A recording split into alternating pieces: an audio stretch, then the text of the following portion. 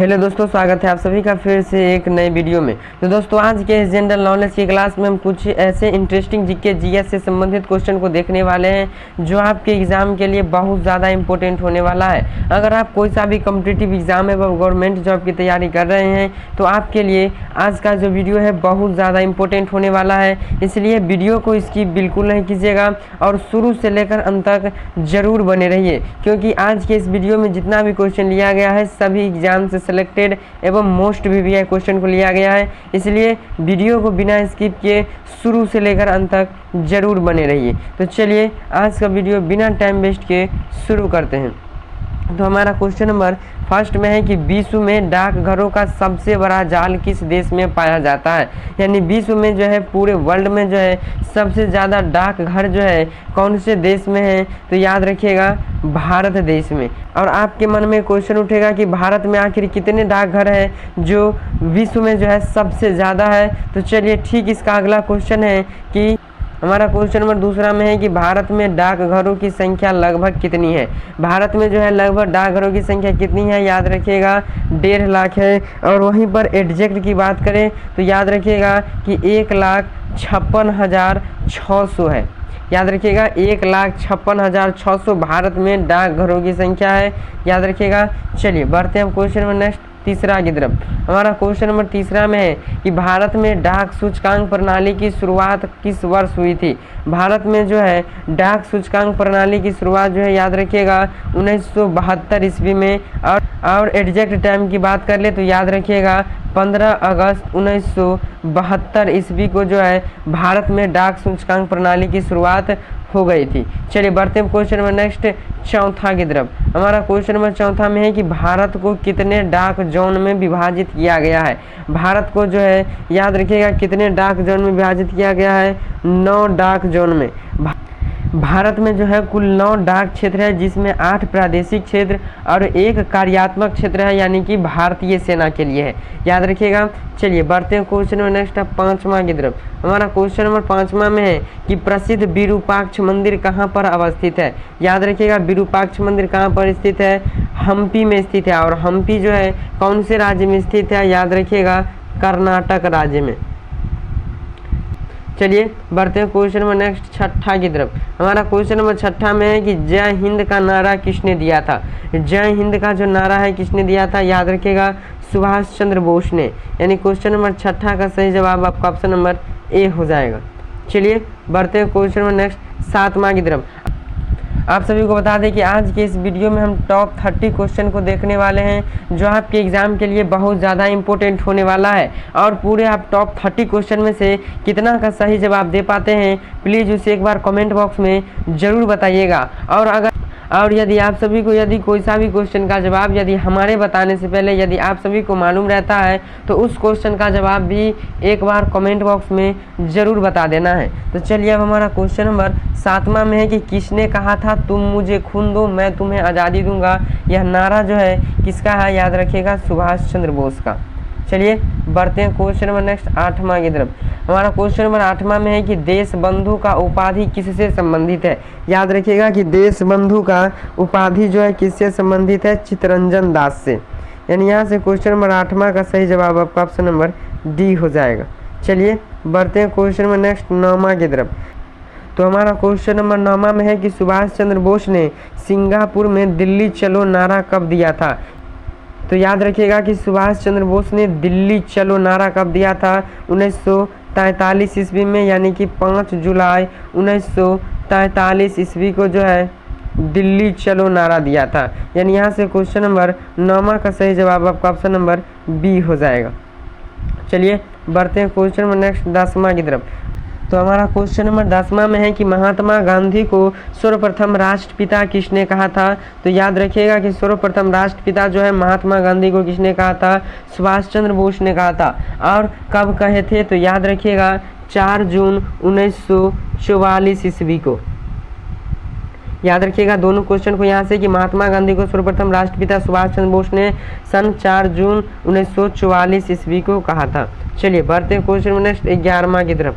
हमारा question number 11वां में है कि विश्व में कुल कितने भाषाएं बोली जाती है। याद रखिएगा विश्व में जो है 6500 भाषाएं लगभग बोली जाती है, जिसमें सबसे ज़्यादा जो है कौन सी भाषाएं बोली जाती है, तो याद रखिएगा चीन का एक भाषा है मैंड्रीन भाषा। मैंड्रीन भाषा एक चीन का भाषा है जो विश्व में सबसे ज़्यादा बोली जाती है। याद रखिएगा यहाँ से। चलिए बढ़ते हैं क्वेश्चन में नेक्स्ट 12वां की तरफ। हमारा क्वेश्चन नंबर 12 में है कि चीन की समाचार एजेंसी का क्या नाम है। चीन की समाचार एजेंसी का क्या नाम है, न्यू चाइना न्यू एजेंसी। यानी यहाँ से क्वेश्चन नंबर 12वां का सही जवाब आपका ऑप्शन नंबर सी हो जाएगा। चलिए बढ़ते हैं क्वेश्चन में नेक्स्ट 13 की तरफ। अगर आप सभी को अगर वीडियो थोड़ा सा भी पसंद आ रहा है तो प्लीज़ वीडियो को एक लाइक जरूर कर दीजिएगा, और अगर आप चैनल पर पहली बार आए हैं तो चैनल को भी सब्सक्राइब जरूर कर लीजिएगा, ताकि हमारे वीडियो की दी जाने वाले हर एक नोटिफिकेशन आपको ज़रूर मिलती रहे। तो हमारा क्वेश्चन नंबर 13 में है कि दुनिया में सबसे ज़्यादा कार किस देश में पाया जाता है। यानी सबसे ज़्यादा कार दुनिया में जो है किस देश के पास है। याद रखिएगा चीन के पास है। यानी यहाँ से क्वेश्चन नंबर 13 का सही जवाब आपका ऑप्शन नंबर बी हो जाएगा। चलिए बढ़ते हैं क्वेश्चन नंबर नेक्स्ट 14 की तरफ। हमारा क्वेश्चन नंबर 14 में है कि अर्जुन पुरस्कार जो है कब से प्रारंभ किया गया था। तो याद रखिएगा अर्जुन पुरस्कार जो है सन 1961 ईस्वी से जो है आरंभ कर दिया था। चलिए बढ़ते हैं इसी तरह से अब क्वेश्चन नंबर नेक्स्ट 15वां की तरफ। हमारा क्वेश्चन नंबर 15 में है कि दूध और जलेबी खाने से कौन सी बीमारी ठीक हो जाती है। दूध और जलेबी खाने से जो है कौन सी बीमारी ठीक हो जाती है, तो याद रखिएगा सर दर्द। यानी यहाँ से क्वेश्चन नंबर 15 का सही जवाब आपका ऑप्शन नंबर सी हो जाएगा। चलिए बढ़ते हैं क्वेश्चन नंबर नेक्स्ट अब 16वां की तरफ। हमारा क्वेश्चन नंबर 16 में है कि मानव शरीर की सबसे मजबूत हड्डी कहाँ की होती है। मानव शरीर की जो है सबसे मजबूत हड्डी कहाँ की होती है। याद रखिएगा जबड़े की हड्डी होती है। यानी यहाँ से क्वेश्चन नंबर 16 का सही जवाब आपका ऑप्शन नंबर सी हो जाएगा। चलिए बढ़ते हैं क्वेश्चन नंबर नेक्स्ट 17वां की तरफ। हमारा क्वेश्चन नंबर 17 में है कि काला गुलाब जो है कौन से देश में पाया जाता है, या काला गुलाब जो है किस देश में पाया जाता है। याद रखिएगा तुर्की देश में पाया जाता है। यानी यहाँ से क्वेश्चन नंबर 17 का सही जवाब आपका ऑप्शन नंबर बी हो जाएगा। चलिए बढ़ते हैं क्वेश्चन नंबर नेक्स्ट 18वां की तरफ। हमारा क्वेश्चन नंबर 18वां में है कि महात्मा गांधी जी के कितने बच्चे थे। महात्मा गांधी जी के जो है कितने बच्चे थे। याद रखिएगा 4 बच्चे थे। चलिए बढ़ते हैं क्वेश्चन नंबर नेक्स्ट 19वां की तरफ। हमारा क्वेश्चन नंबर 19 में है कि किस फल में कभी भी कीड़ा नहीं पड़ता है। ऐसा कौन सा फल है जिसमें कभी भी कीड़ा नहीं पड़ता है, तो याद रखिएगा वो कौन सा फल है, केला है। यानी यहाँ से क्वेश्चन नंबर 19 का सही जवाब आपका ऑप्शन नंबर डी हो जाएगा।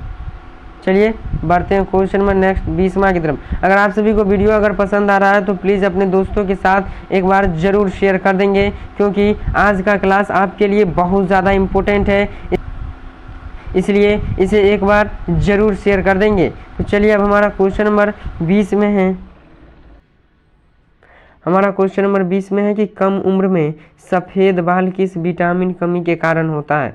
कम उम्र में जो है किसी किसी का बाल जो है सफ़ेद हो जाता है, वो किस विटामिन की कमी के कारण हो जाता है। याद रखिएगा विटामिन B12 की वजह से। चलिए बढ़ते हैं क्वेश्चन नंबर नेक्स्ट 21वां की तरफ। हमारा क्वेश्चन नंबर 21 में है कि विश्व में सबसे अधिक किस मोबाइल का उपयोग किया जाता है। विश्व में जो है पूरे वर्ल्ड में जो है सबसे ज़्यादा कौन से मोबाइल का उपयोग किया जाता है, तो याद रखिएगा सही जवाब क्या हो जाएगा आपका ऑप्शन नंबर बी, एप्पल। सबसे ज़्यादा कौन सी कंपनी का मोबाइल यूज किया जाता है। याद रखिएगा एप्पल कंपनी का मोबाइल। चलिए बढ़ते हैं क्वेश्चन नंबर नेक्स्ट 22वां की तरफ। हमारा क्वेश्चन नंबर 22 में है कि कोणार्क मंदिर किस राज्य में स्थित है। कोणार्क मंदिर याद रखिएगा उड़ीसा राज्य में स्थित है। यानी यहाँ से क्वेश्चन नंबर 22 का सही जवाब आपका ऑप्शन नंबर ए हो जाएगा। चलिए बढ़ते हैं क्वेश्चन नंबर नेक्स्ट 23 की तरफ। हमारा क्वेश्चन नंबर 23 में है कि दुनिया का सबसे ठंडा फल कौन सा है। याद रखिएगा कि दुनिया का जो है सबसे ठंडा फल कौन सा है। बेलपत्र नामक एक फल है जो दुनिया में जो है सबसे ठंडा फल के रूप में जाना जाता है। बहुत ज़्यादा फेमस क्वेश्चन है, इसको याद रखिएगा। चलिए अब हमारा क्वेश्चन नंबर 24 में है कि जामुन खाने से जो है कौन सी बीमारी ठीक होती है। ऑप्शन ए में है कैंसर, ऑप्शन बी में पीलिया, ऑप्शन सी में कब्ज और ऑप्शन डी में क्या है शुगर। तो इस क्वेश्चन का जवाब आप सभी को कमेंट बॉक्स में बताना है, यानी क्वेश्चन नंबर 24 का जो भी जवाब होगा आप सभी को एक बार कमेंट बॉक्स में ज़रूर बता देना है। हमारा क्वेश्चन नंबर 26 में है कि खड़ा होकर पानी पीने से कौन सी बीमारी होती है। खड़ा होकर जो है पानी पीने से कौन सी बीमारी होती है, याद रखिएगा लीवर की बीमारी। यानी यहाँ से क्वेश्चन नंबर 26 का सही जवाब आपका ऑप्शन नंबर ए हो जाएगा। चलिए बढ़ते हैं क्वेश्चन नंबर हमारा 27 में है कि गांधी जी के पत्नी का क्या नाम था। याद रखिएगा कि गांधी जी के पत्नी का क्या नाम था, कस्तूरबा गांधी। चलिए बढ़ते हैं इसी तरह से क्वेश्चन नंबर नेक्स्ट 28 की तरफ। हमारा क्वेश्चन नंबर 28 में है कि भारत के किस शहर में सोने का एटीएम लगाया गया है। भारत के किस राज्य में है ऑटोमेटिक टेलर मशीन, जिसका फुल फॉर्म याद रखिएगा ऑटोमेटिक टेलर मशीन। भारत के जो है कौन से शहर में सोने का एटीएम लगाया गया है, याद रखिएगा हैदराबाद में। यानी यहाँ से क्वेश्चन नंबर 28 का सही जवाब आपका ऑप्शन नंबर सी हो जाएगा। चलिए बढ़ते हैं क्वेश्चन नंबर नेक्स्ट 29वां की तरफ। हमारा क्वेश्चन नंबर 29 में है कि पाकिस्तान नामक गांव भारत के किस राज्य में स्थित है। तो पाकिस्तान नामक गांव जो है भारत के बिहार राज्य में स्थित है, याद रखिएगा इस क्वेश्चन को। चलिए बढ़ते हैं इस वीडियो का सबसे लास्ट क्वेश्चन एवं सबसे इम्पोर्टेंट क्वेश्चन आपके लिए है कि भारत का जो है प्रथम नागरिक कौन होता है। जिस क्वेश्चन का इंतजार था वही क्वेश्चन आ गया है कि भारत का जो है प्रथम नागरिक कौन होता है, याद रखिएगा राष्ट्रपति होता है। यानी यहाँ से क्वेश्चन नंबर 30 का सही जवाब आपका ऑप्शन नंबर बी हो जाएगा। तो बस आज के लिए रखते हैं इतना ही। वीडियो आप सभी को कैसा लगा एक बार कमेंट बॉक्स में ज़रूर बताइएगा। तो बस आज के लिए रखते हैं इतना ही, मिलते हैं अब इसी तरह का वीडियो लेकर नेक्स्ट वीडियो में। तब तक के लिए जय हिंद, वंदे मातरम।